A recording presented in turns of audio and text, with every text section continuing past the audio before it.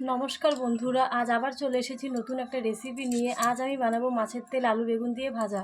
আপনারা প্রথম থেকে শেষ পর্যন্ত সঙ্গে থাকুন, আশা করছি ভিডিওটি আপনাদের ভালো লাগবে।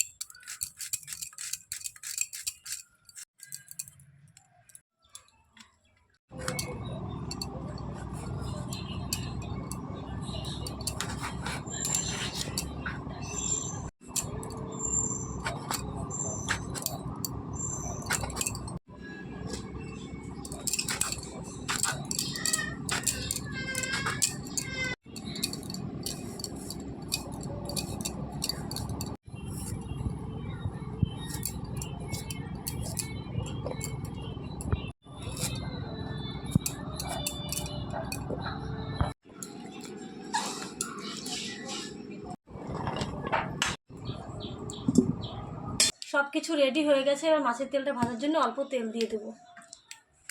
তেলটা গরম হয়ে গেছে, এবার দিয়ে দেবো পেঁয়াজ। পেঁয়াজটা একটু ভেজে মাছের তেল দিয়ে দেবো।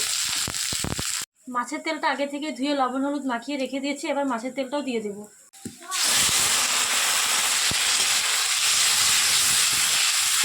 এবার আলু আর বেগুনগুলো দিয়ে দেবো।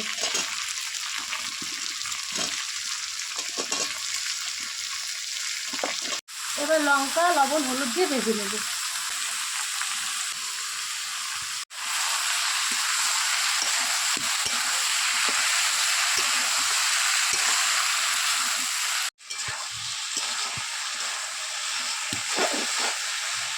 ভাজা হয়ে গেছে, এবার নামিয়ে নেব।